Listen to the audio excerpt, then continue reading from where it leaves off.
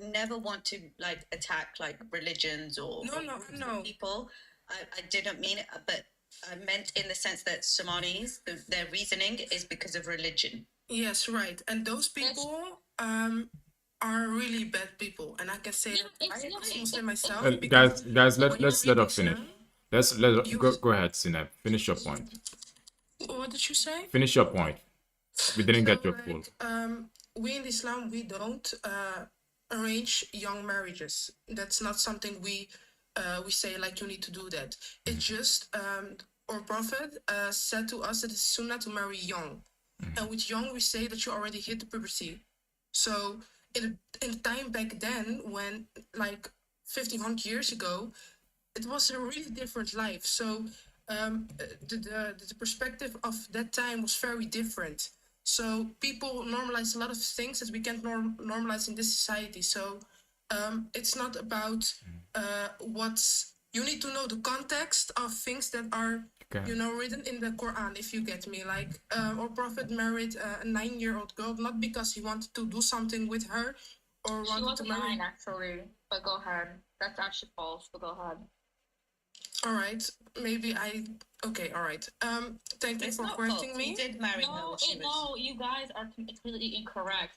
If you actually look at the time period from when he married her for next question, it was not. She was not 9 years old. She was much older than that. She was young, but she's not. Right, but because I think we're getting off topic now. I'm not a scholar. People said like, I'm not a scholar. I don't want to like get into religions. I'm not well versed on that. I don't want to offend people. I don't want to disrespect people's religion.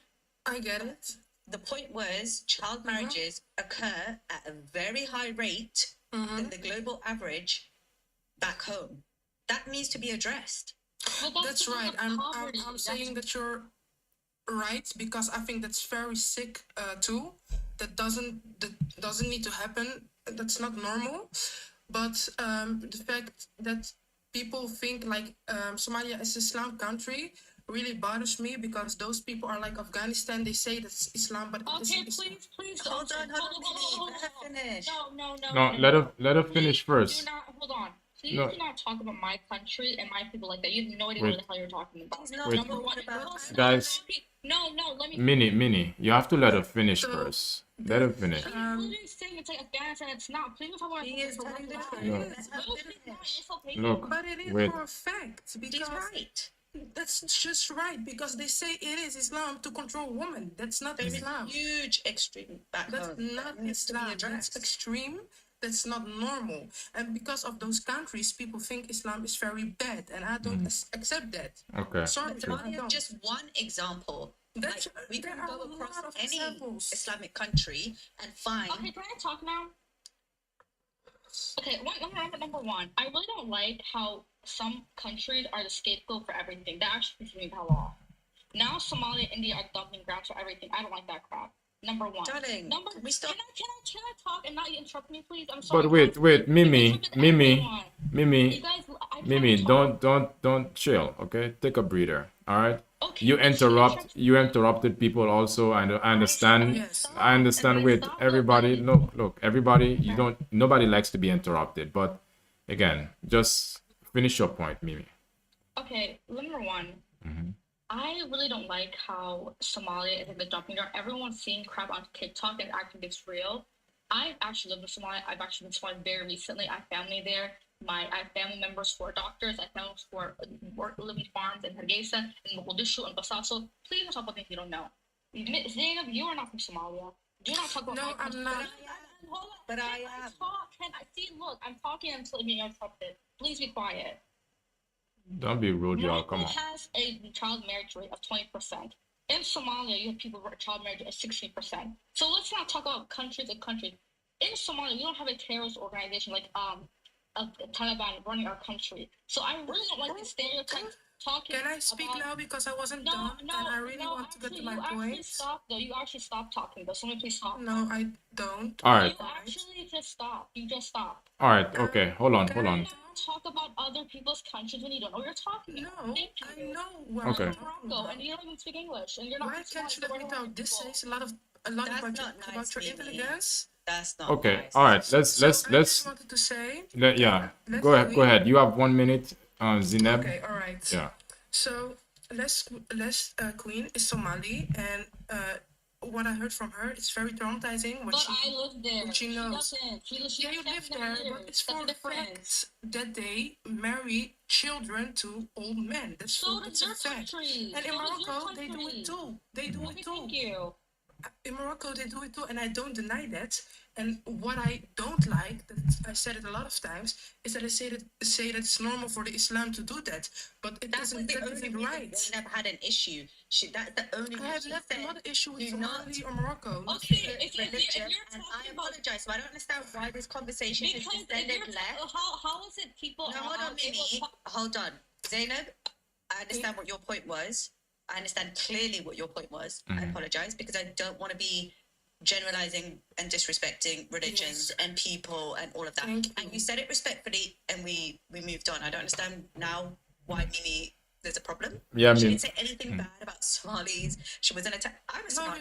they're great people. I know a lot of friends from that I have a lot of friends that are Somali, but I have a friend of me. It's a girl, and she is traumatized because something like this happened to her in Somali back then when she got off vacation. So I really want to talk about it, and it can happen to a Moroccan. It can happen to everybody. You know, Yeah. like it isn't normal. And what I don't like is that they say that it's Islam that says to do that, but that's not right because that isn't Islam, and that's what my point was. And I have respect for every culture, you know. And what you say about why Africa is so divided, I don't know why, because we look so much alike that it's so sad, like that we say that we are racist or whatever, because my dean says to not be racist, and without my dean I shouldn't be, because those people are literally my neighbors, and we need to be one. Because if we would get with together, like or we how do I say that, we are very strong if we combine each other, you know what I mean? yeah. Yes. We are like, we have one of the most Keep talented it up. people in in Africa. How much people are so talented in Africa, intelligent, they are fairly intelligent, fast. I never seen somebody it's not fast. We have like so much beautiful things to share with each other, but we don't. And that's just what I don't like Zainab, about can I it. ask you a question respectfully? Yes, And- you What would can. you say to people who are from the North Sahara countries who say we have nothing in common, and not in a bad way, who are like, we have nothing in common with the Africans, we don't look like them, we don't act like, we don't want to be They're associated, ignorant at it. not They in a are bad hypocrites. way, not in like a horrible way, but it just makes sense to them. That's Guys, not right. like I up. just want to say that. Let's get the because- likes up, y'all. Let's get the likes up. That's a good question, last Queen. That's a great Yes, question. so I just wanted to say, like, those people are hypocrites. We are Africans. If you want it or if you don't want it, we are Africans. Yeah. Period. Like, Can I please answer? Because I don't know how TikTok works. I see everybody just talk over each other. So I don't know, it's maybe normal. No. Yeah, but about I don't think we have a lot in common. I don't believe in Africa is a Western concept. I We have- agree with Ahmed. I completely agree with him. Yeah, we have our own concepts. We are. Amazighs have their own concepts, Yeah. but the Arabic side of Can I please talk? Let him finish. Africans, Let if him you want it finish. or not. Let him finish, y'all. Let him I don't finish. know what's going on. Go ahead, Hassan. Just, I think we have our own concepts and our ways to develop our own countries. I think every country has to begin with itself, to have a strong community, to take care of each other.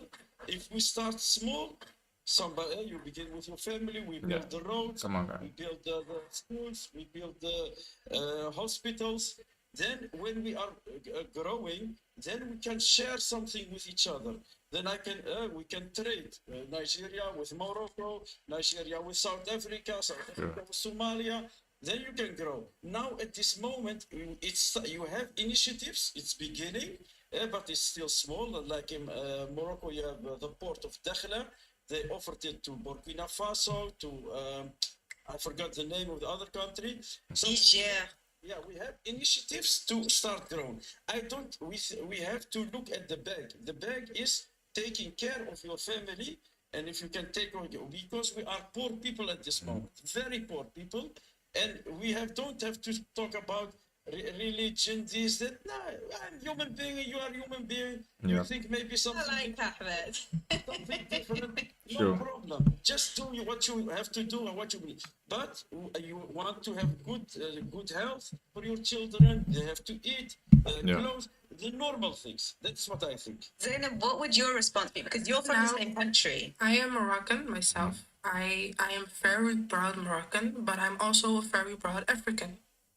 Because that's just a fact. Morocco. Okay, is would you a- say me and you, if we were walking down the street, do you think that people would look at us and say, "Oh, they're both from the same place, or they both are African"? I would think so because No. me myself, I don't even look really Moroccan. If you the standard of Moroccans, if you get me, they Yeah, Moroccans come in very you different. know very they dark, only very think I'm different. Latina or something. Some that's look even white, some look. you know. So it could be possible, and I'm just very strict with that. So You what are would you say to African, the I'm Moroccans? African. You No one look can more make like me that you are Spanish. not. Let her finish last Sorry. queen. Let her Sorry. finish.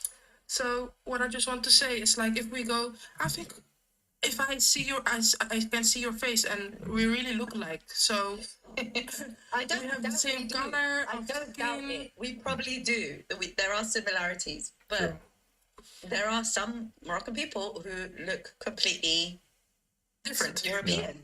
Yes, they do. That's you have sites in Morocco, you know. Like my mom comes from the Sahara, so she really has color, and my dad is Amazigh, so he doesn't really have a color, but like his brother has blue eyes, you know. What would you say to them if I was to say, "Oh, they're Africans"? No, because how would they identify with the continent? I think, which is why I understand Ahmed's point, and I respect that point so Yeah, much, because yes. he's like, because I don't identify with you, how but- can we have unity?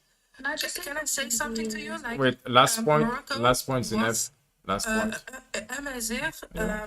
how do I say that? It was full of Amazigh people. It wasn't even Arab. So, like it's with the time they say like Morocco's Arab because of the king and all those things. But Morocco is not even Arab. Like my grandma has tattoos on her forehead, and they had their own culture. So and it really looks like how Yeah, the the most of Africans. Moroccans, Thank you. the Okay. indigenous people of Morocco. Mm-hmm. But I'm saying, how would you say to somebody, for example, you see the not World Cup, the African Cup of Nations, some of the Moroccan players look like European men. Yeah, Not their Fontaine fault, but of why- Paradise. Fontaine of Paradise. Why would they be? Are you Moroccan? Eslet Fountain. Are you Moroccan? Hi guys, hi, welcome. Thank you for having me. I'm just gonna talk about the prompt and then I'll kind of like touch on the convo. Okay. The reason sure. why I think Africans are so divided, I think there's layers of reasons. Yeah. The first one is that the nation states that exist today are constructed by the Western world. So if you're gonna have like, when we think about how Africa was broken down, you know, through the land grab during colonialism, different cultures, different people from different tribes who previously had no connection were all shoved into the same nation state and told to live under a democracy. Now, if they don't even speak the same language, they don't have the same customs, and they actually don't see each other as other tribal members, then how is the democratic system going to bring them closer together? It's not. And that is why, like, within one African country, you can have about 60 tribes, 400 things like democracy and things like nation states, they work for the Western world because everybody's Christian and everybody's white and nobody has a tribe. They've just got their little classes and their own like economic positions. But in Africa, when you have these so many layers of identity all in one go, and then you shove them all into a nation state, everybody now sees the other person as you're competing for the top tribal member. That's why no matter where you go in Africa, there is a tribalism issue within the nation. One tribe, whichever tribe is ruling, supports the people that look like them, that speak their language or that follow their religion, and everybody else is kind of kept to the sidelines. And it's difficult for democracy to kind of take place because people just vote for the person that's from their culture. And also kind of building up on what Ahmed said, the reason why Africa's poor is not actually because we're poor, it's because people have come together to make sure that no matter what happens, Africa's just not allowed to do well. So for example, if China was doing something, you know, people will come and add their little sponsorships. Oh, China, you do this, you help us. But when it's Africa deciding, you know, why can't we have control of our own resources? Why can't we have a socialist government that actually cares about us and wants to feed us? Then all of a sudden that person gets assassinated, or all of a sudden that politician is nowhere to be seen and they're ducking bullets. Like, I don't know if anyone's seen recently, but Russia has just come out and said that France has just given the green light for any African leader who's not in line with France is basically going to get unalived. So for me, that's not, oh, an economic issue. That's actually sabotage. That's geopolitical sabotage. That's not African people being poor. That's every single time people come out to do what's in the best interest of their people, there's this other force that keeps getting involved and ruining it for them. So I feel like sometimes I do see where you're coming from, but it's quite naive to say that, oh well, when we start making money, because like every time we have made money someone's gotten involved. So I think whether you see yourself as African or not, you live within a landmass that is being sabotaged, and no matter what color you are, whatever religion or race you are, you have a vested interest to make sure that this exploitation stops, because it either directly or indirectly affects you in some way, shape, and form. For example, just the fact that Libya has a war going on has resulted in American arms being infiltrated all over Africa, to the point where Boko Haram have now got their hands on those weapons. Do you know what I mean? One leader being affected, it has a knock-on effect on everybody else. So for me personally, I think be proud of where you're from, be proud of whatever tribe you are. But if you're not going to call yourself African, either you are with the cause of making sure that the geopolitical sabotage stops, for all of us, or you're not, in which case I probably do consider you an enemy and an enemy of progress. And I think there's something thank you, wrong with you, Fontaine. because whether Thank you you. like it or not, Thank you you, live in that Fontaine. landmass. Thank you, But Fontaine. you think- Mimi, let's give Mimi. The smartest. Wait. Sorry, can I just say that is one of the most smartest young people I've ever heard in a very, very long time. I'm sorry, I don't say that, but you are so knowledgeable and so aware of what you're saying. It is like there's even points where I don't agree with you, but I can't help but admire what you're saying. Honestly, it's very refreshing to hear people who can like convey their thoughts without descending into insults and chaos. True. I said Whoever the you exact did a same thing great earlier, job, but sis. whatever. Now, Fountain, wherever you are, they did a great job. Thank you. You That is true. amazing. Let's give Mimi. Mimi, you haven't said a word in a while. What Yeah, was in I your said mind? the exact same thing earlier, actually, but whatever. No, it's okay. Go ahead. Yeah, I said the exact same thing earlier, but I think I used more of a specific examples because I talked about Nigeria and how the so-called invasion that Trump wants to do is just simply a proxy war to attack Ibrahim Toure, because he essentially wants to create a nation state free of Western control. This thing is, it's not just now the West that's in Africa. You have Israel in Africa, you have Russia in Africa, you have China in Africa. You know, Ibrahim Toure is now he's obviously has the rights to power, but there's other countries that are now joining him. And he himself has relationships with Russia as well. Could I ask a question? Why yes. was Troy? Sorry, I know you got your 10 minutes. Sorry, 10 seconds. I'm gonna be You're quiet. interrupting Yeah. him. Go ahead. Why did Traore dissolve all other political parties? That's giving dictatorship. Mimi, you can go ahead, Mimi, if you want. Yeah, I can't speak to that, but what I will say is having a country that is stabilized and has free education, healthcare, a pro-nationalist government which is nationalizing the resources, and I also want to say, by the way, host, there's people calling people slaves in the comments. There's a guy with the Moroccan flag and a Mazif signal who's calling people an Abid. So you should try blocking people, because there are people making racial slurs in the comment section towards other people. Okay. I just want to say one thing. I have a then- I have a question Go for you. ahead. I have a question for you, Mimi. How Yeah. moving forward? What do you find? What do you feel that Africans can do moving forward to better create a connection within the African continent? You know, it's very hard to answer that question. There are people, there are nations in Africa that have tried, and I'm not even talking about I'm not even talking about one tribe. I'm talking about just one singular nation, right?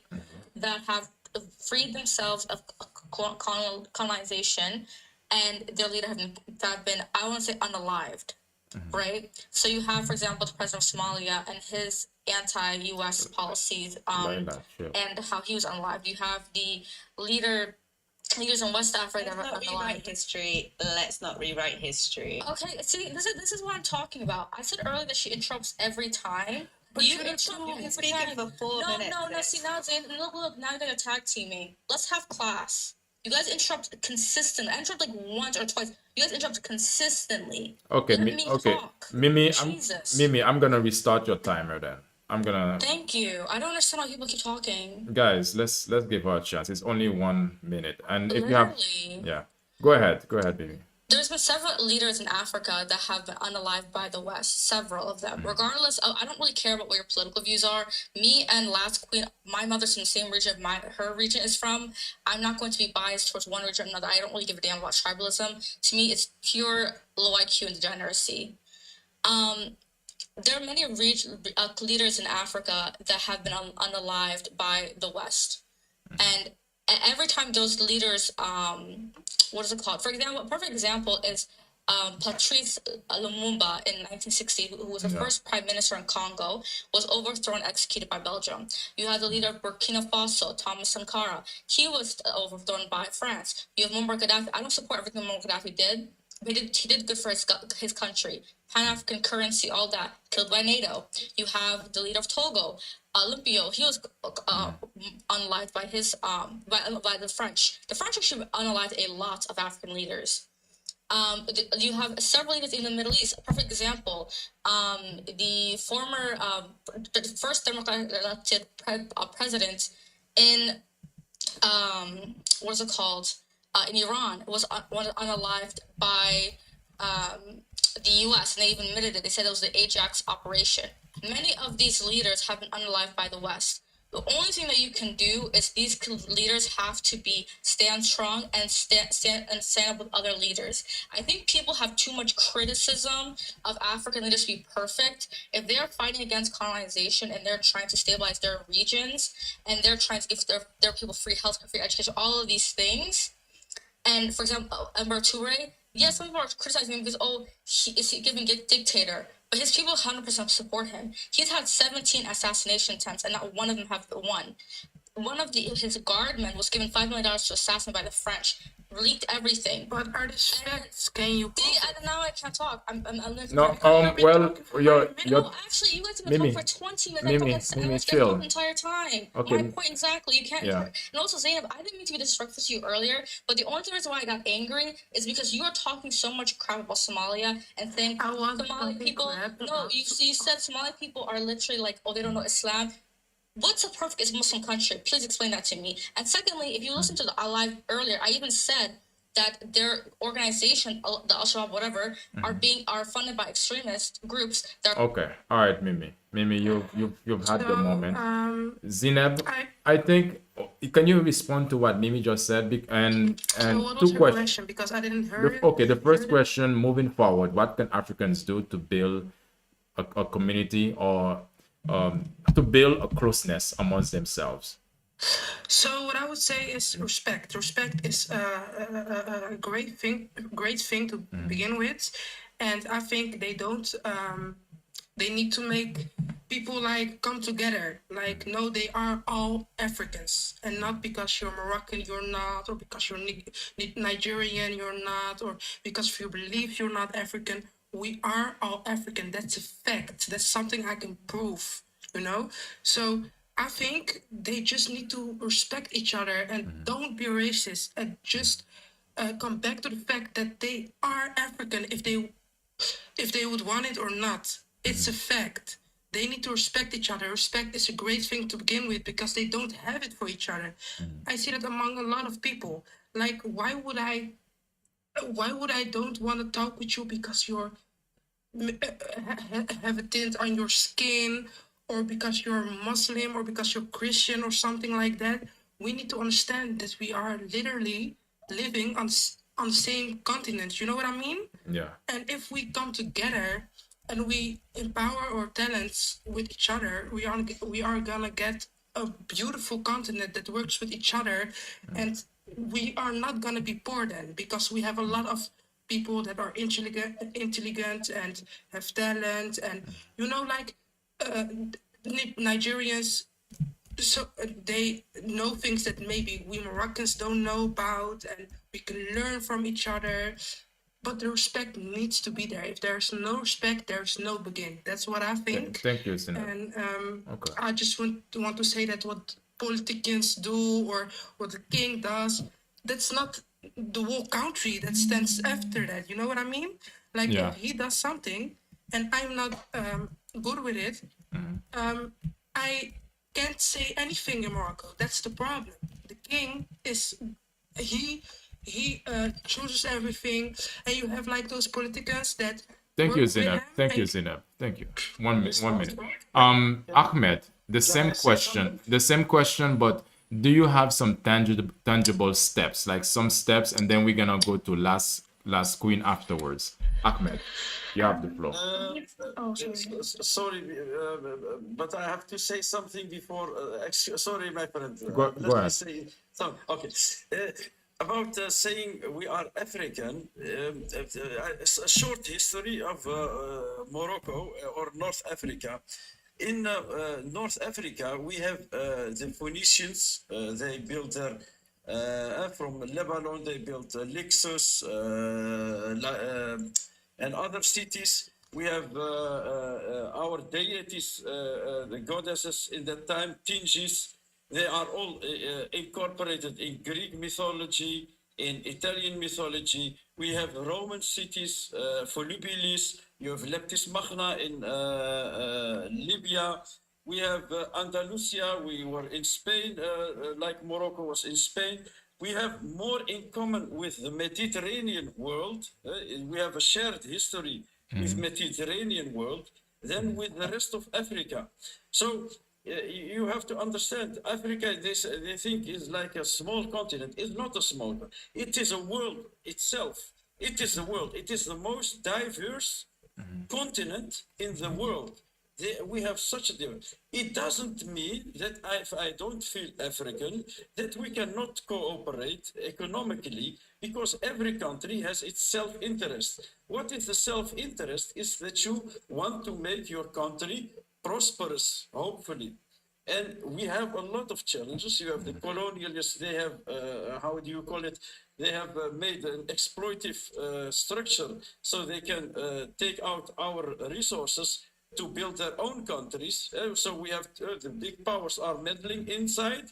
So every country, we have to make our country at first strong before you can build a community with others. Make your But own why? community stronger. Because if you have not a strong country, how can you? What do we have to provide each other? Nothing. No, I don't think that's true, because we are being a strong country for like a long time now and doing everything on ourselves. But everybody is working there for like Really? €5 I'm not tired. in a month, 50 dirham. They don't have money. The houses are not great. Yeah, the houses are not great. So we've been a country by itself for too long. We need to help each other and create a good community. If we don't do that, we ain't gonna grow. Like the Europeans, you have like the EU. They are helping each other. They work with each other. That's why they are so strong. And if we don't work with each other, we are not gonna get strong. That's just hypocrite. I think that's hypocrite, because if you think about your own people but not about other people, then you're not Muslim country.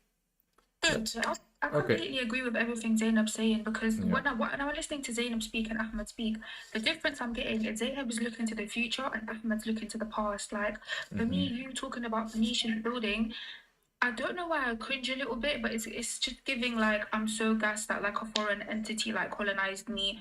Like to me, like if you're still bragging about being colonized by a foreign thing, I don't care what structures they built, I don't care what they imported. You should always side with the indigenous community, which is your forefathers who tried to fight against that. So for me, and because I'm Sudanese, I'm not gonna lie, I see this happening in the Sudanese community. Oh, we are descended from Prophet Muhammad's tribe. Okay, we are allowed to be, colorist or racist or whatever. Okay, well, you live in a mud hut. Let's talk. You know what I mean? You going on about the past and this and all of that in 2025, you don't have any of that. So for me personally, it doesn't make sense when you're talking to me about the past. Today in 2025, Morocco's poor, Somalia's poor, Sudan's poor, Nigeria's Right. poor, Ghana's poor. Every single one of them is poor, and they're poor because they are on the African continent. So if you want to talk about making money, the sooner you realize that they think you're a threat because you're within the African continent, if you actually just care about Morocco and nowhere else, you should care about the fact that they are not going to let you prosper so long as you are in the African landmass. And the truth of the matter is, Africa has all the resources required for them to trade with each other anyway and do nothing with anybody else. So again, you need to seriously stop being so individualistic and Right, stop looking Fanta, at the bread and the coffee.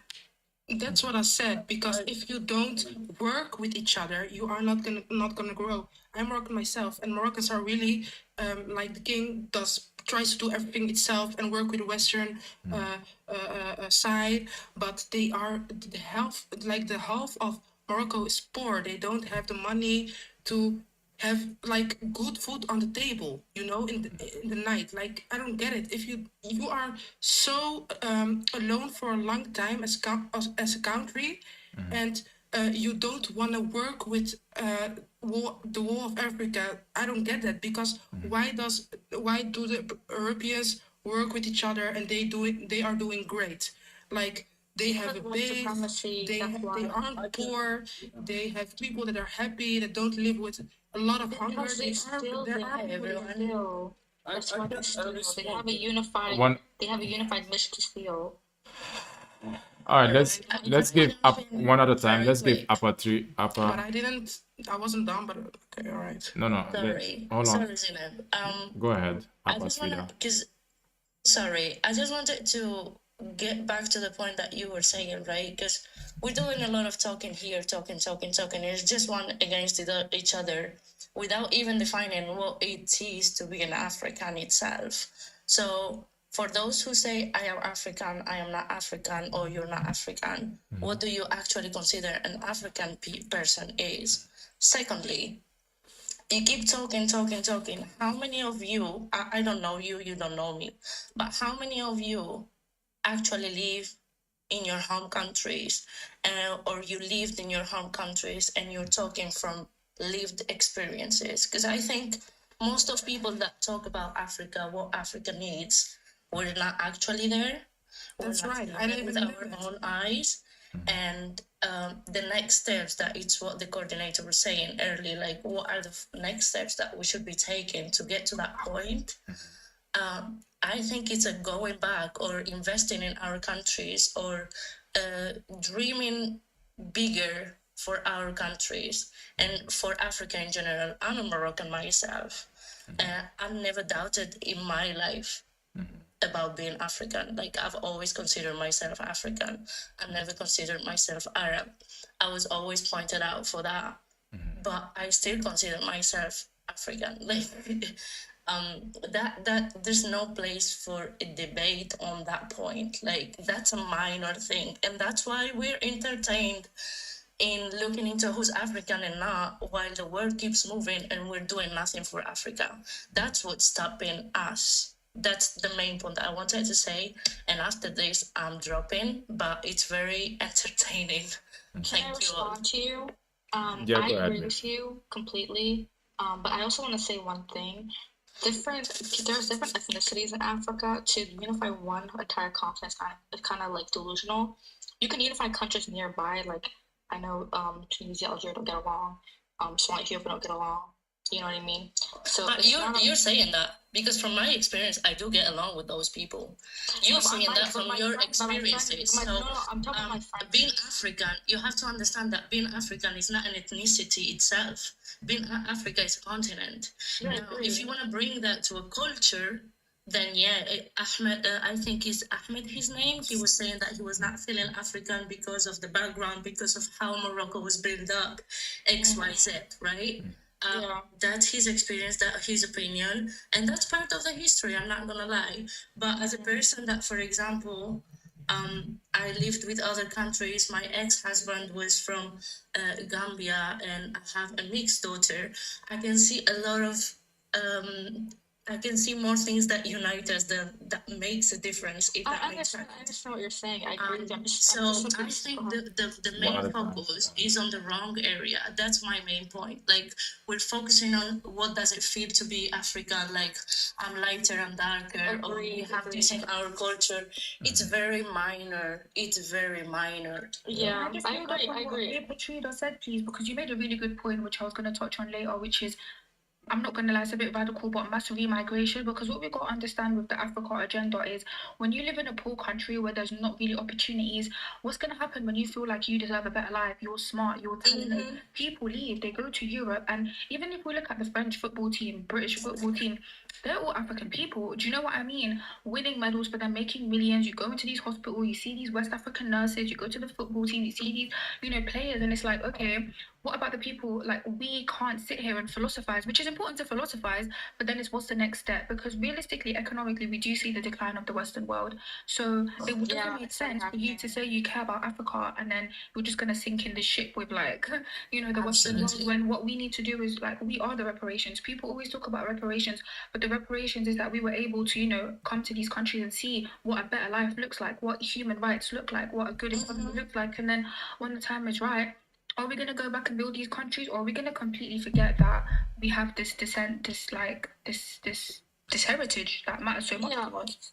Fountain, I agree. I would say this is a two-step thing. There's a step of people Let- over there that's already still living there and supporting their region and having a revolution, and then nationalizing the region being better allies and friends to the countries nearby. Like when I was saying that these two countries might fight each other, they're right next to each other, what I mean is that there needs to be a nationalization of the resources in these countries, and then the people there need to support stabilized government. People back home, their whole thing is they need to be advocates for their country. They have to become very successful so they can give back money to their countries, so they can support programs to their countries, and then so they can maintain a connection to their countries. I think there's different responsibilities per the person's social class, where their region are, if they're over there or over here outside their countries. Everyone has different responsibilities. But I agree with both of your points. I said something like that earlier. Thank you. All right. All right, let's give Ahmed a chance. In the meantime, guys, yeah, I'm gonna put a timer, Ahmed, Thank you. and in the meantime, I'm gonna use the toilet real quick. So Ahmed, you have 2 minutes. Give guys, just behave, please. I don't speak a lot, so Go I ahead. have to listen to this very smart woman from Africa. Yeah. I just want to say, I live in Morocco. I don't live abroad. I live in Morocco. If what I tell you is, every country has to make its country good. Why? I tell you, for example, if we export food to Senegal and Gambia and south or more south, then the roads, the infrastructure gets less. For example, so if you have not good roads, then you cannot make good trade. It's not possible. Takes time. For example, Mauritania, they closed the border with for a while with Morocco. That doesn't make. You can say, why are we divided? Not divided. We can only become unity if we have interest with each other. You have something, you give me something, then we can have a good relationship with each other, because we need each other. But if a country cannot provide nothing, then what are we going to sit together at a tree? What are we gonna do? Nothing. We have to make every country has to take care for itself. For example, Nigeria is one of the best fertile grounds in Africa. They are net importer of food. Net import of food. It is crazy, because they can do literally every agriculture that you can think of. They can do, because they have the water and they have the ground and they have the people. So I think every country should first invest in itself. Then we can offer each other and help each other. Yeah, that's exactly what I was saying. I was saying that countries need to be nationalized and worry about their own country first, and then pair up with other countries near them. Like, for example, if we're touring the West Side Sahel states, there's 3 or 4 countries all together who are doing the exact same thing, that will spread throughout the continent. It cannot be everyone for you have to focus on your own country first, yes, but do not do it at the exploitation of another country. Like I was mentioning Rwanda being complicit in Congo's exploitation. Ethiopia and UAE complicit in Sudan's exploitation. Different countries are explicit in other people's exploitation, and it's become this divide and conquer thing. Yeah. So it's beyond race, it's beyond skin color, it's beyond this. It's just neocolonization and exploitation. All right. Can I just say something as well on what you said, Ahmed? So I completely agree with what you're saying in like an ideal world, but even with the example you gave from Nigeria, like there's like a CIA document that came out of America's been trying to destabilize Nigeria for the past 10 years. Like you being an African country that's capable of doing things, it's not like you're just gonna, yes, I've got resources, let me go invest. You have to be very tactical and understanding that America and the Western world, they're not gonna let you do what you need to do with your resources, and that's why I said that there's power in numbers. Of course, if we lived in an ideal world, sort yourself out and then sort your neighbors out. But when you live in a world where you and your neighbors are all under attack by the same force, then yes, sometimes you do have to come together for the better good of everybody, because again, all it takes is one country to be destabilized for that to have a ripple effect on everybody else. Yeah. Completely agree. All right. Let's That's give exactly what I was saying. Let's- Yeah, that's exactly what I was saying. let's give Nonsense a chance. Nonsense is new. Hello, Nonsense. Hi, good evening. Good evening to you. How you doing? Can you hear me clearly? Loud and clear. What would you like to say? Yes, I'm an Ethiopian Somalian tribe, and I would like to add in this why we are African so divided. First of all, and before we throw the blame, we're still under colonization, and I believe we're still under colonization because none of us has all of us the freedom, the independence given from the United States to us. We didn't fight for that independence, so it's given. Like now, if you look at the Somalian national and Independence Day, I think it's at 61, 62. And Egypt 58, I think Morocco in the same time. So we all have the same independent days between us, between each other, like 5 years max. So we're not free. And I think the first way to escape this slavery we live in it's to go against our governments, because our government is the government who does the work for the Western countries. So let's say, for example, now my neighbor Sudan and my neighbor Somalia, who's like destabilizing those countries. Ethiopia, my country. I'm from Ethiopia. My country supplying training for the rebellions in Sudan. And my country not allowing Somalia and the international world to unite. So we against each other because we scared of each other. And number two, we have our leaders, they have a job to do to keep this protected zoo for the Western interest. That's what I believe.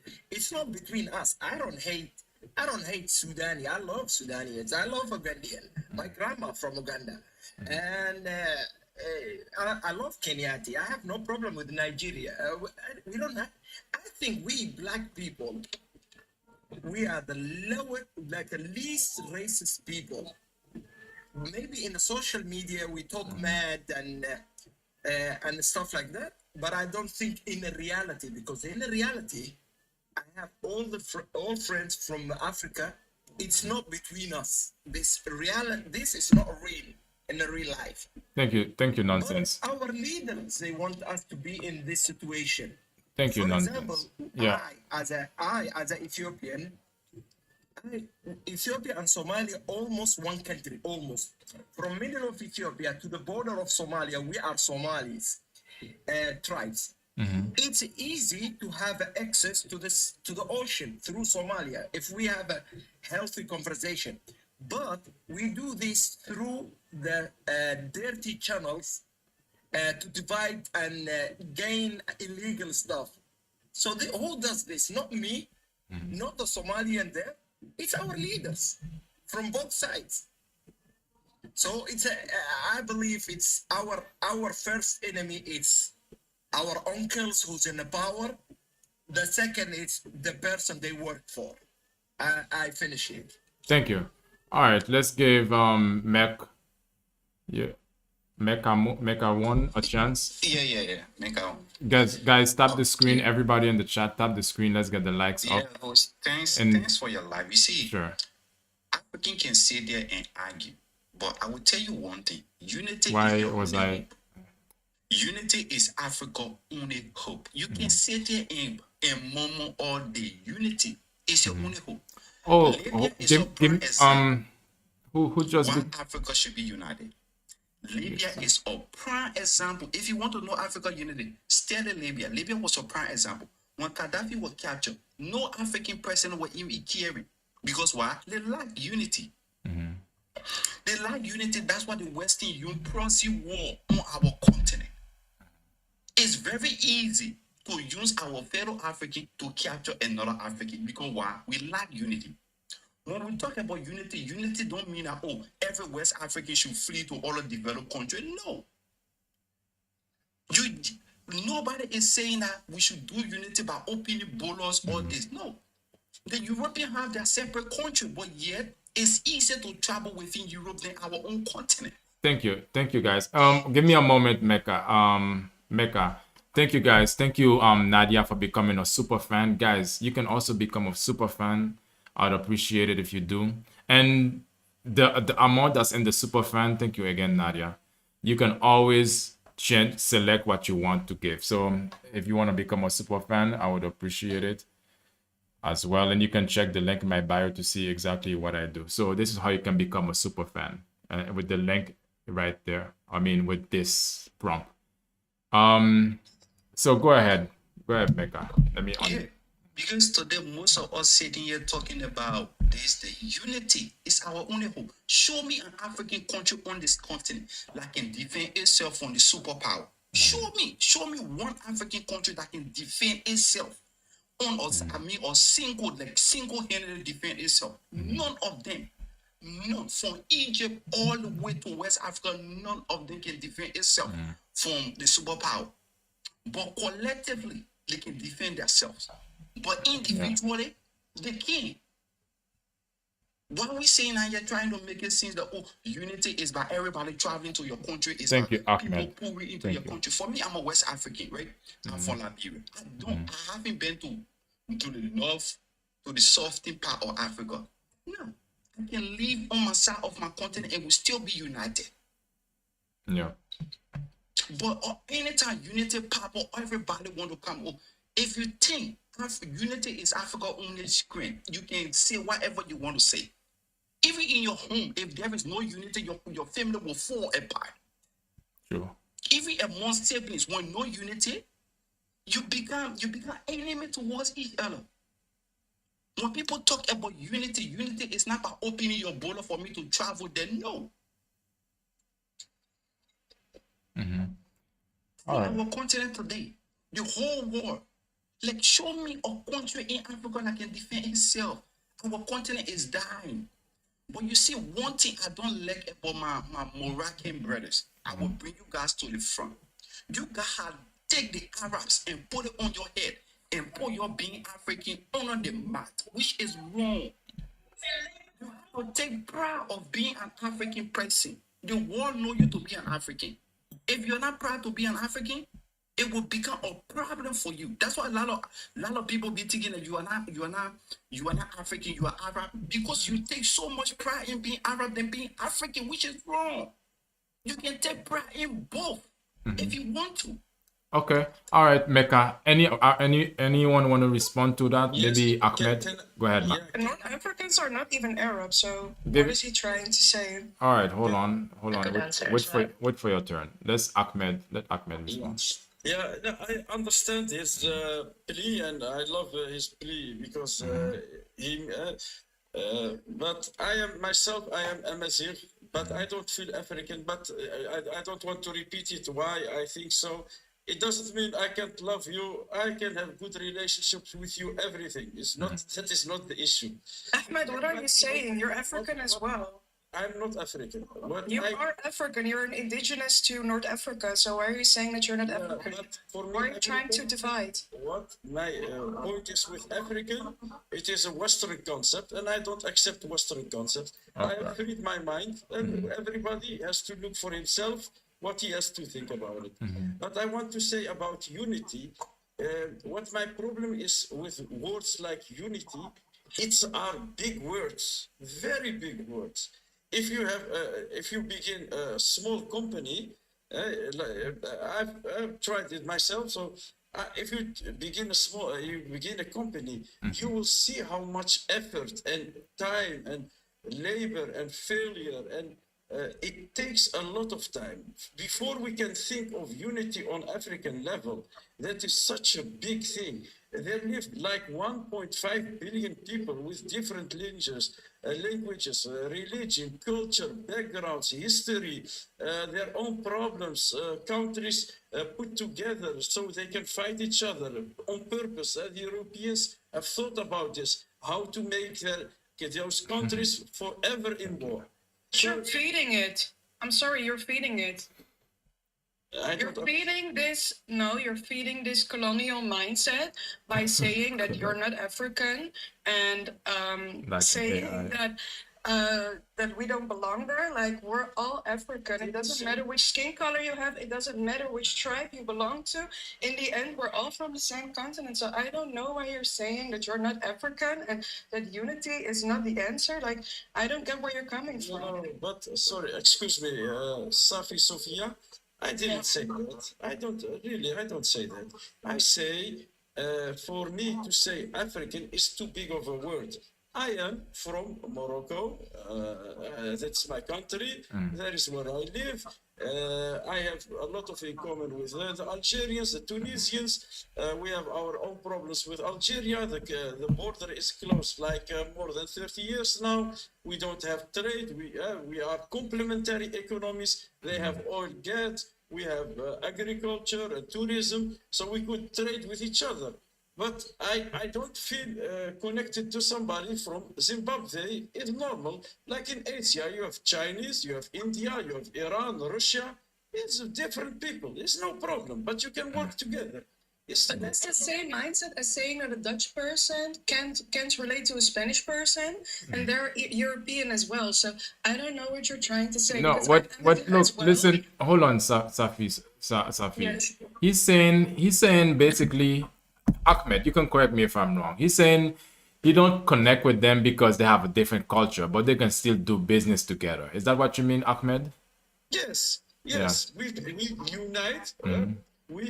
Every people think of themselves is normal. You think of your own family, your own people first. And if everybody does that, then we can cooperate on a win-win situation. Like here in Europe, what they did in France and Germany, they were always in war. What they do, they make that they are dependent from each other in their economies. That is strategic thinking, not on how I feel, how you feel. Let's come together. Let's dance. What we dance for? What we have to have something that we are real, tangible. It's real, tangible. Okay, I let's- make money with you. I understand. Someone Stop. said Sorry, but Give, that I was claiming black. I'm not claiming black. I'm claiming African. Like, go ahead, Safi. this is not about skin color, guys. What is it about? you It's not guys are about skin mixing. color. It's about I think you're mixing what the population feels like with politics or colonization. You're mixing how your personal circumstances or your personal experiences have got you to feel in a way or another, but you're mixing it with politics and trades and businesses. So I think they're two different things. And remember, guys, because I see a lot of comments that racism is something systematic and political. So just because you're black or you're African or you're from South Africa or Morocco, it doesn't mean you're not racist. Just remember that. If you don't know about that, I suggest you read about it, because we all have a percentage of racism within ourselves, believe it or not. okay. let's give So- Safi. Let's give Safi. Finish your Yeah. part. About 3. Finish your. No, Finish. no, go with Safi because she just joined. Okay, And I yeah. actually agree with her as well. And I Okay. agree with Ahmed. Okay. All right. Safi, go ahead. Yeah, the thing is that what I wanted to say is that during the African Cup, I saw the division and it really made me sad. Not because of skin color. This is not about skin color. This is about the African continent. The division is so Where? bad, and you know we are not, as a continent, we're not profiting of it. We're dividing each other, and the people who are dividing us are winning. So I don't know why True. we're doing this, and I don't agree with it. And I think we should be Okay, open to I'll each check. other. North Africa is also a part of Africa. We can't deny that, and people should see that. True. True. Nonsense. Go. Okay. Nonsense. Thank you, people. Thank you, people. I think and this is my last. I don't know. And yeah, what my brother from Morocco saying, it's he refused to accept other people culture and this. And me myself, I am descendants of Arabic tribe. But today I'm African. This happened 700 years ago. So to hold that name till today or something like that doesn't make sense. Back in the days, we needed tribe to protect each other. Now we need, I believe, we need unity. Me personally, as a Muslim and Ethiopian, and this, I see nowhere, no solution but to work with each other between us. Maybe like trade between us, Do- help each other. Like doing what? I Doing see no other. doing what I exactly? see no- Nonsense. Exactly. In the beginning, I think revolution. We need revolution. Number 2 is we talk about what benefits us, not what divides us. Because soon we talk about what divides us, the person who start talking, he is the agent to destroy us. He is inside us. He is enemy. It doesn't matter if he's my cousin or your cousin. Soon you talk about division, not solutions, not better life, no and taking the lead of this world. Because we, as Africans, we're supposed to be leading this world because everything we do have is what the other people need: minerals, manpower, and intelligence, and also tolerance. And if you see, like, even if you see, like, between us in Africa, and when you travel from village to village, you see the people welcoming you. Even the spirit between us, it's amazing. We're rich in every regard. I believe, I don't want to say, I believe, but I don't want to push this agenda. I think we are the best creation in this planet as Africa. So that's what we need to focus on. I don't need to be Nigerian. You don't want to be Somali or Ethiopian. But if your stomach full, then you can feed me. If I am strong, then I can defend you. That's what we need. We Yeah. tried the rest of the world. Last thing I would say, we tried European. They don't want the best of us. They don't want nothing good for us. We tried the Arab. They don't want nothing good for us. Chinese, they are not also good. So we need each other, not them. Thank you very much. Thank you, Nonsense, for sharing some common sense. And Apatry, did you want to say something? No, we have also somebody that is new. Shogun. What's on your mind? How you doing? Don't worry, be happy I'm doing too. good. Yeah, go ahead. What's on your mind? I'm good. It's an interesting topic, so I thought I would join. Thank you, host, for making these kind of discussion, these spaces. Welcome. First, I'd like to, say that is really good stuff, and then everyone on the panel as well. Hello.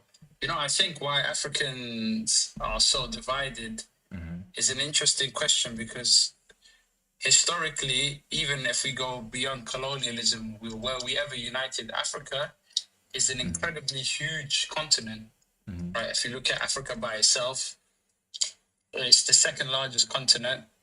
Even Asia and Eurasia is one large landmass, but Europe and Asia, Africa's probably the second largest continent on Earth. in terms of size. In terms of diversity, they say it's the most diverse continent in terms of culture, languages, the way the people are. So I don't think people conflict the ideas of development of Africa and whether we have to Guys, be united. like. You know, because sorry. No, I'm telling everybody to tap the screen and like up. Let's get the likes to 15K, please. Yeah, so I think we were never united in the first place, ever in history, like as an African, as an entire continent. But interestingly, I saw a lot of these discussions about whether like North Africans are considered African. Some people talking about that. Interestingly, I just want to point a historical fact about the actual word Africa. The word Africa comes from what the Romans used to refer to a tribe in Tunisia.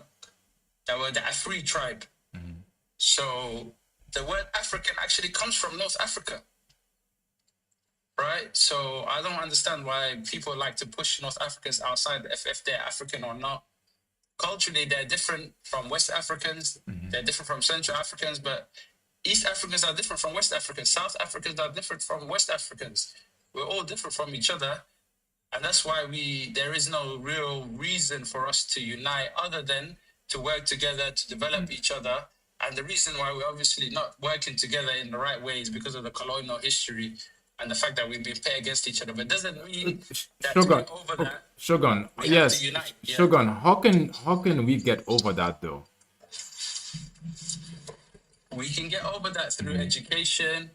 Primarily, I think, is education. Education in what way? About educate in what exactly? Just educating people on how the world works. So learning about science, learning about geology.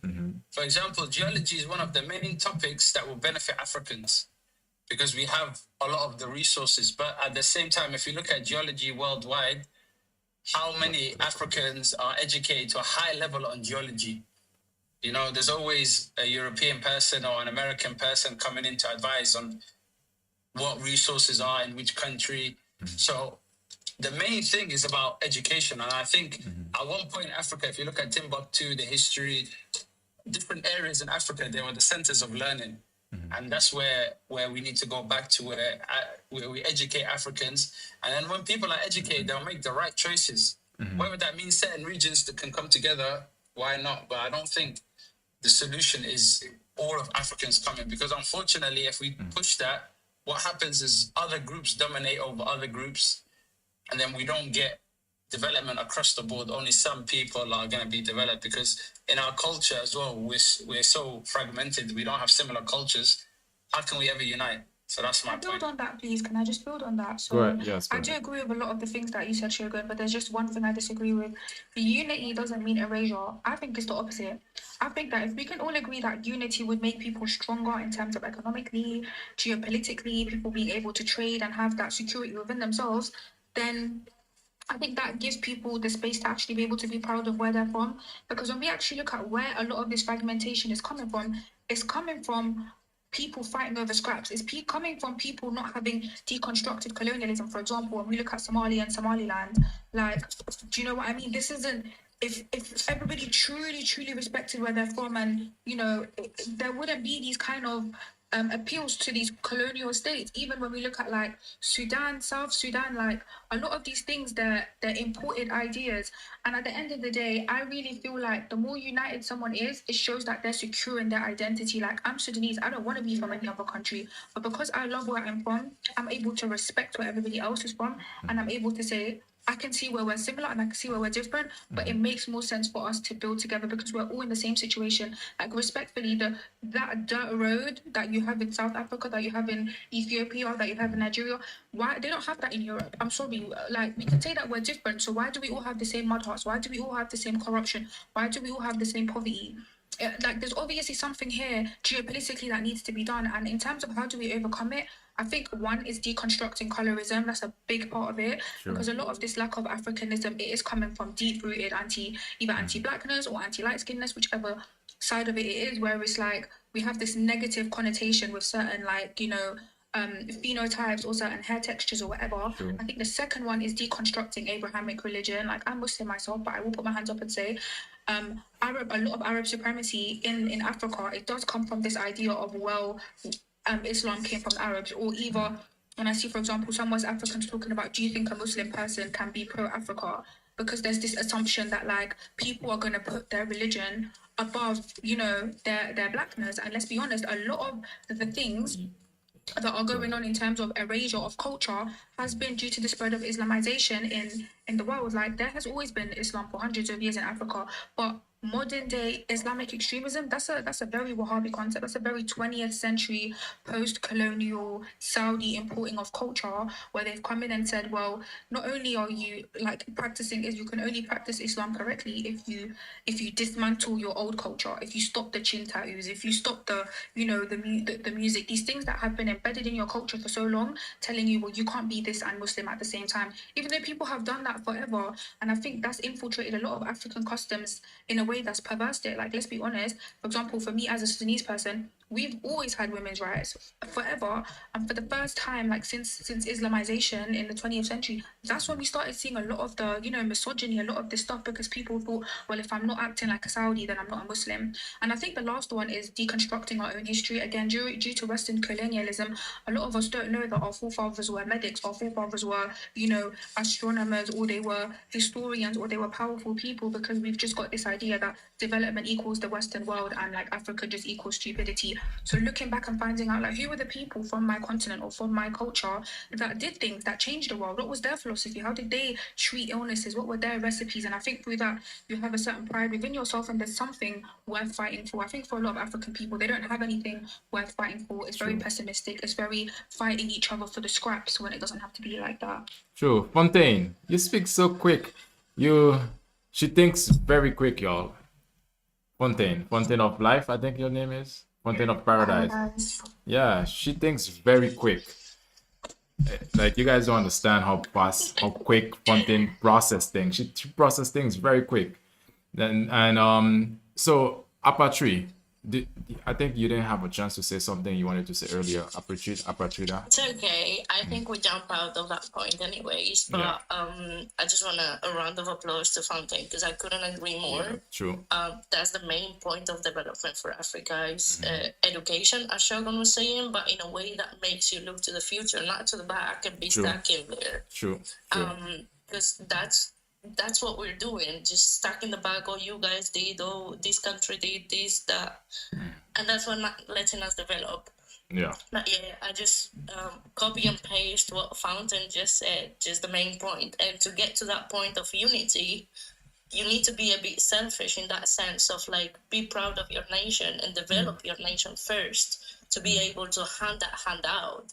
Because as I don't remember who it was. I think Nonsense was saying, like, oh, if you can give me that, you should help me as, like, I don't know, Zimbabwe should help with this and that, the next nation. I don't know which country she was saying. But if you have nothing to offer as a country, how can we unite? At the end of the day, it's coming to the same point. We're mixing politics, business with how people are feeling. And that's not the way to go to the future. United as African continent. Okay, Safi, thank you. Safi, what's in your mind? You've been quiet in a moment. Yeah, I agree with Fountain on most parts, but I don't think religion is a problem. I think the fact, like, I agree with the Arabization and stuff, but I don't think Islam in general is the problem, because it's not a religion that says that you have to change your culture. And let's stick to Africa itself. I think the problem is, like, the colonization. A lot of Africans still have in their minds. So the fact that, I'm sorry, guys. I think I misunderstood. Yeah, she didn't. I don't think she said that. She didn't say anything. But I know Fontaine of Paradise. Yeah, she. Response. Sorry, go ahead. So in the 20th century, like, Islam's always been in Africa, and people always, you know, had a good mix between Islam and culture. But then in the 20th century, when a lot of Wahhabism was spreading into Africa, people had to, like, it kind of was giving, if you're not following Saudi customs, then you can't be a proper Muslim. So there was this like assumption that you have to dismantle your own connection to your culture in order to be a proper Muslim, when historically that's never really been the case until like Wahhabism really spread. Okay, I'm sorry. I think I misunderstood you on that part. But besides that, I agree with what she was saying. Okay. But yeah, You did say something like you have to be proud of your blackness. Like, what does that have to do with Africa? If Africa is not only black people, and there's other people of different skin colors. How can we be proud of our blackness if there's people that aren't black as well? They can be, and everybody should be proud of where they're from. But obviously, I'm speaking from my own personal experience as a North Sudanese person. Yes, there's a lot of anti-dark skinness in Sudan, and there's a lot of judging people by their phenotype and judging people by how Arabized their tribe is. And people from mixed tribes, they do have this connection where, oh, well, if everybody's Muslim, and the fact that we come from, maybe the tribe of Prophet Muhammad, then we're just superior to a person who's just not got that mix. That is automatically anti-blackness using the excuse of Islam, even though Islam says you're not allowed to think you're better than anybody else. So if we don't deconstruct all of these things, then what you end up having is people co-opting the religion in order to fuel their own superiority. Yeah. Can I say something now? Go ahead, Ahmed. I listen to everybody. I think our ambitions are big, very big ambitions. Unity, big continent, everything. But Nonsense said we have to do a revolution against our own leaders. I think that is a very dangerous path. You should not go into that. Because if you do revolution, you get only civil war, you stay years, you get more backward. I don't believe everybody picture like the leaders are cooperating with the West.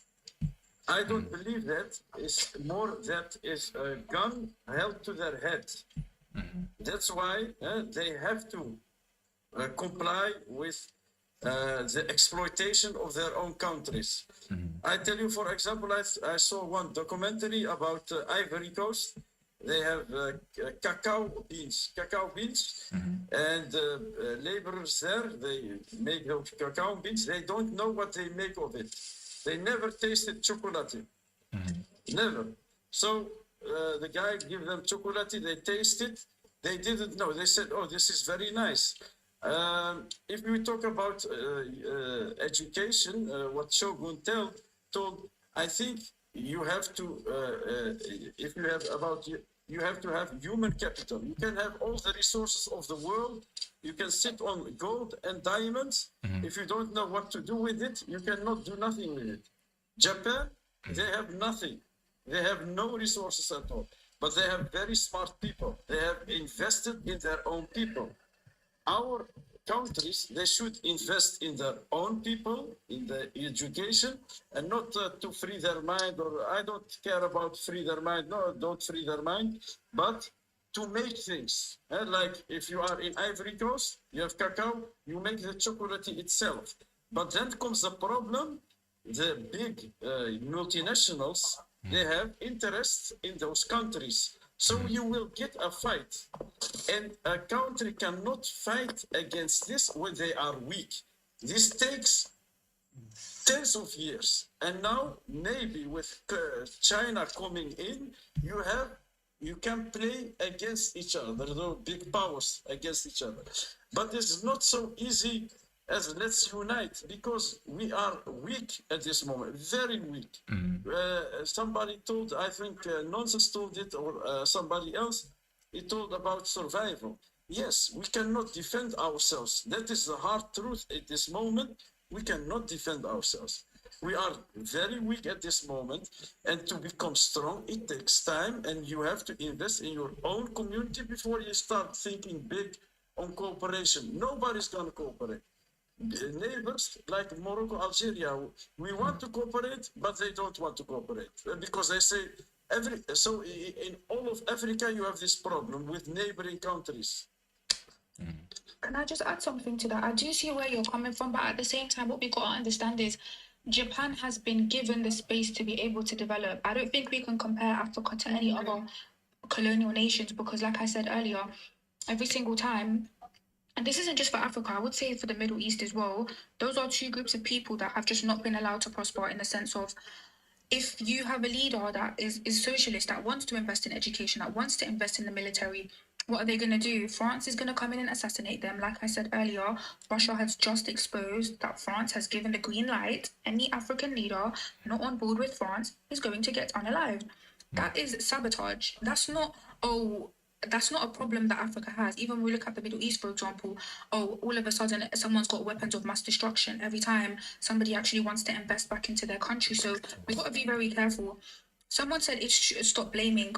It's not a blaming thing. If African people come together and they vote for a socialist leader, because that socialist leader has said, I'm going to invest in education, I'm going to invest in agriculture, and then that person gets unalived, how is that a victim complex? I don't understand. Yeah. Yes, people like Japan was assisted a lot by the Western world during the after colonialism. So was China. It's not like these countries just woke up and picked the right thing. No, everybody came together to sabotage Africa. So no, it's not a victim mentality to be aware of what's going on. And I think it's quite cheeky to gaslight African people into thinking that there isn't sabotage, because again, like you said, Ahmed, these countries don't have resources. So usually the people that don't have resources and are making their money off of you not knowing that you have resources, they're never going to want you to wake up. Yes, they are all going to come together, work together, and they are going to gaslight you into thinking that, there's something wrong with you. So if it's a victim mentality, that's fine. Like I say, I do believe in violence in the name of doing certain things. But I also think that there's other ways of doing certain things. I feel like if you feel like your country could be doing better, yes, I think you should revolt. If that revolt gets a little bit dangerous, that does need to happen, because one thing I've noticed about African people, they only half revolt. Like, they do the first half and not the second half. Cool, you vote in the socialist leader, they get unalived, now what? You know that France just unalived your leader. They don't continue the revolution. They just wait, oh, well, he got unalived. Okay, back to square one. We saw the same thing in Egypt with when the Egyptians came out and they protested and they were given a democratic vote and they voted for Morsi, but because he was a Muslim Brotherhood, the Western world came in and said, nope, not him. You're going to get another leader that you didn't vote in. So it's almost like you have that half. They never continue the revolution all the way to the end. So we'll see what happens in the future, to be honest. I think at the end of the day, karma will always help the people that need to be helped. I think African people have suffered long enough to the point where, I think things will change, whether you call it victim mentality or not. I totally agree with you, Fountain. I think it is not a victim mentality. It is sabotage. They try to put the countries down, not because they don't like our skin color, just purely for economical reasons. They would do it with each other. It has nothing to do with how we are or something. So I totally agree with you, 100% with what you said. Yeah. Okay. Apatri, do you have anything you want to say? Why did you get kicked out? No, not really. Okay, I'm winding down, Just y'all. listening for now. Yeah, okay. All right, y'all. At me, if you want to come up, you have to send some gifts. Guys, you can always check what I do and the link in the bio. Guys, can you tap the screen and like up? We can move further, or we can stop right here. Let me see. I do have a question for Fountain, though. Sure. Based on the last comment that she made, how do you see Africa moving forward? Because you're talking about karma and stuff, but as a population ourselves, as Africans, potentially that are living abroad, and that brings me back to the same point that we were talking about earlier, why, potentially would be better if we move back and give back to our countries if we're really proud of it, right? How do you see the future, or how do you think we could contribute to that? So the reason that I originally mentioned karma is because economics, sociology, politics, they all follow cyclical ebbs and flows that are similar to karmic cycles. Just like they say every empire has a decline. Every system has to rise and fall, and the fall of the Western world is basically upon us in a way. And I think the reason I mentioned karma is because it happens just as people from former colonies, from Africa, whatever, are starting to, get educated. People are starting to make money. People have disposable income that they can use to build certain infrastructure back home. So at a critical time when African people have the ability to do stuff and change the world, is at the same time that the Western world is declining. So people have a choice. Are you going to stay and never be able to be upper class in the Western world, potentially never be able to buy your own house in the Western world? Or, you know, as the right wing is increasing in Europe, potentially, you know, the rise of these anti-immigration laws and these ultra right-wing parties, are you going to stay for that? Or are you going to go back on, you're going to invest your resources into helping the people who look like you? Because the truth of the matter is, brain drain is one of the biggest reasons why Africa's poor. Every time there's an intellectual family or, you know, someone does well for themselves, they think, oh, I need to go to Europe, I need to go to America to fulfill my purpose because I can't do that back home. And a lot of us are the descendants of those people who left there thinking that they're making a difference, when all that really happened is you had a mass influx of the educated people leaving the country, and there are no the doctors that are needed back home, the engineers that are needed back home. Like, for example, I'm Sudanese, like most Sudanese families have like an engineer or a doctor or a lawyer in the house, but the country is so poor, so they import you know, like educated people from China, and China's exploiting like Africa and the Caribbean. So it's like eventually we have that choice where, are you going to go back and do something about that, or are you going to sit in Europe? And I feel like if you care about your country back home, either you're going to invest a lot or you're going to have to just go back and live there, because yeah, I think we do need to go back and live there. That's me personally. I feel like I see my future me living in Sudan. I don't see that Thank living you. in the UK. Let's give Safi, Ahmed. Ahmed is sorry, Andrew. Andrew, you new? How you doing, Andrew? Yes. What's on your Thank mind? you so much, Joe. Hello, everyone. My name is Andrew. I am from Haiti. In my country, we don't call it Haiti, we call it Haiti. So I'm actually from the first Black Republic in the whole world. We beat the French, we beat the Spanish, we beat the English. We pretty much we're still fighting against the U.S. government. So what I want to say, though, is that right now, though, there's actually a global movement in the Haitian diaspora right now, though. A lot of our folks from around the world, like from various regions, like Europe, Asia, Africa, around the world, are going back home in Haiti and investing in our agriculture, infrastructure, education right now. There's a really big movement happening right now, though. I'm also planning on going back to Haiti and invest in the country. Like, for example, building road, investing in education, hospital, you know. Right now, though, Haiti is improving because the Haitian diaspora was like, you know what? We need to stop relying on foreign people because they don't really know the country how we know it. So we're the one who have to take care of our destiny, because since we've been independent since January 1st, 1804 by Jacques Dessalines, we decided, you know what, our ancestors free us, and our ancestors always told us to keep fighting. We're going to make Haiti rise up, because yes, Haiti has been sabotaged, but one thing I've learned, though, is to never let the past define your present or future. And you know what I mean, most, right? Like, for example, yes, bad thing could have happened in the past, but we have to live in the present, in the future. Like, what are you doing right now, Joe? People love to talk, but people do the action. For me, I'm planning on going back to Haiti and invest and put my hands, you know what I mean? Yeah. And also work with my Haitian diaspora and also my Black folks in America. So there's like a really big Haitian diaspora movement right now, though. So things are happening. So well, I feel like within maybe 50 to 100 years, Haiti GDP will be big, though. So maybe 1 trillion. Thank you. Not more, though. So Yeah. We see Border. Hi guys, how are you doing? We're doing good. I understand you're Haitian also. Yeah, I'm Haitian also. And so yeah, I'm actually investing in Africa, investing in Haiti. So it is what we are. To his point, that's happening. I guess to this prompt specifically, why are Africans so divided?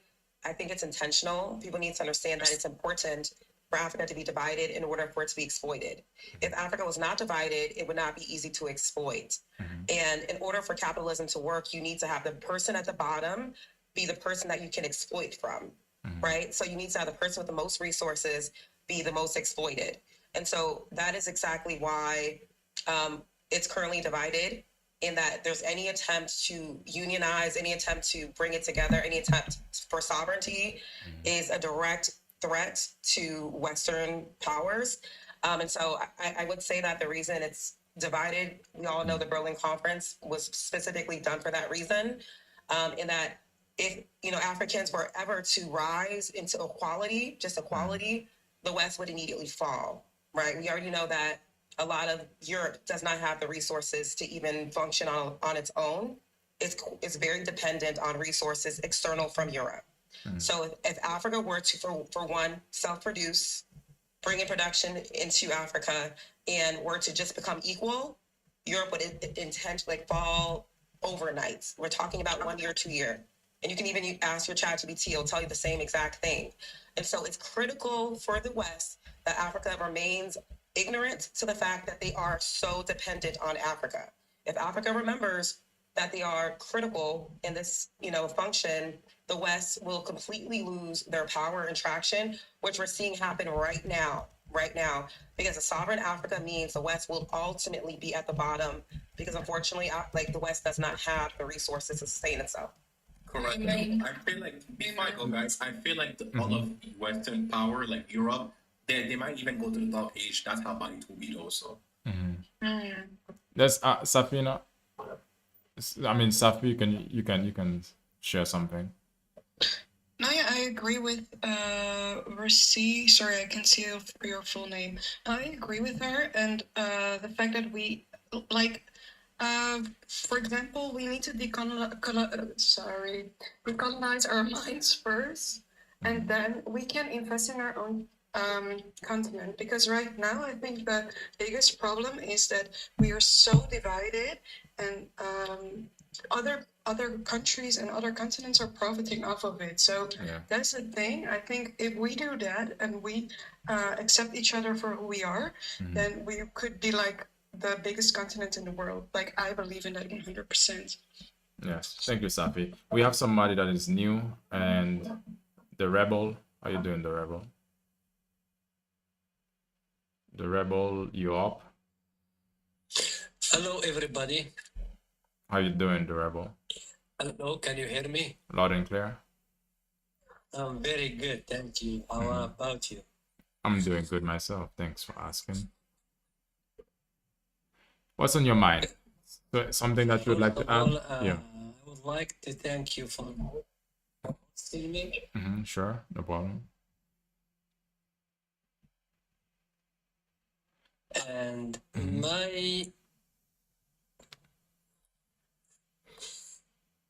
Hello? I can hear you. You can speak. We are listening.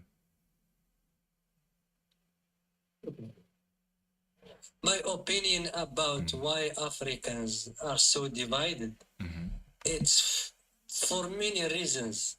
Some from inside us, some from in our countries and our societies, our tribalism, and some from outside, which they profit about the Africans being divided. First of all, after the post-colonialism, Africans have kind of double personality. And first, we are divided inside us. Inside us, every African, most of us, we are divided. We should first make a reconciliation of we, as people, as a nation, as tribes. And we have to get over this tribalism. This man is from this tribe, this man is from this race, this man is from this ethnicity. And also we have to understand what the borders that were created by the colonialists. They created borders between countries, in materialistic borders, frontiers. But in the meantime, they created borders between us as humans. Have you been to Africa, brother? Yeah. I have, yes. What's your, go ahead. Wait, you can speak. I think, your internet is 1 bar. I think. Yeah. So if you go to Africa, within one country, there is a divide between one country.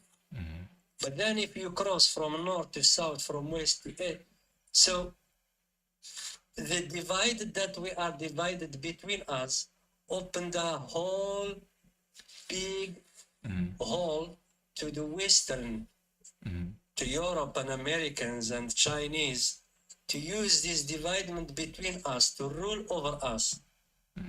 So I think that first of all, we have to accept ourselves as we are, and we have to reconcile with our past and to value being ourselves, being Africans, True.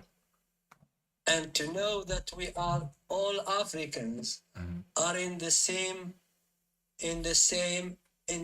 ship.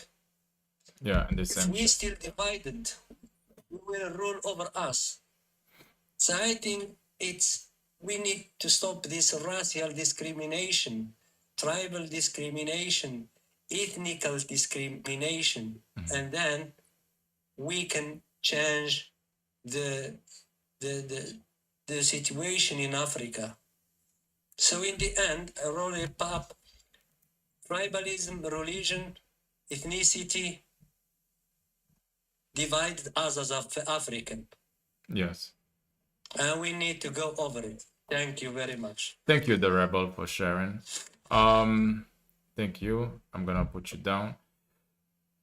Disconnect. Reese, any last words that you wanna say? Yeah, I do want to just say that, you know, we already see this is already happening. I think some folks are kind of saying that, oh, Africa's divided, et cetera, and kind of looking at it from the older perspective. But this is a new day and age, right? What we're saying is divided is no longer going to be divided in the next 5-10 years. You know, I'm an investor, so I have to think about the future and where the money's going and what's going to be the best place to invest. And everything is pointing to Africa. True. We know that the West is concerned, Yep. and as a result of concern, that just tells you what's happening is real. The IMF has already declared Burkina Faso, et cetera, as being a very stable country, despite being cut off from the West. So, yeah, I just want to say that people need to understand the future and not use old scripted narratives because they don't apply anymore. True. Well said. Well said. Because people need to understand, if you're gonna be an investor, invest in Africa. Because already what's happening, a lot of the Western companies, a lot of the Western banks, they are trying to colonize Africa, but this time they want to do it differently. Okay, I'm tired. They want to do it differently. They want to do it more monetary, or basically with finance. So if you really want to keep your eyes open and trying to find colonize, thank you. Oh yeah, I had a brain fart. So really try to open your mind to invest in Africa, because that's gonna give you a lot of. They say when they look at European purchasing power, and they was also looking at the Asian purchasing power, and they look at the African purchasing power, and they saw, based on the analysis, it's gonna be only going up. And let's keep in mind as well that when it comes, we thinking about you know, finance, or which area or hemisphere in the globe is gonna be more profitable, or place that's gonna be more you know, on top of the world. It's gonna be a power shift, y'all. So you guys want to be able to be part of that wave as well. And the fact of the matter is, you would want your country to be part of that wave, and you would want to also have a piece of the pie. So don't wait, and don't just, you know, want that. What do you mean?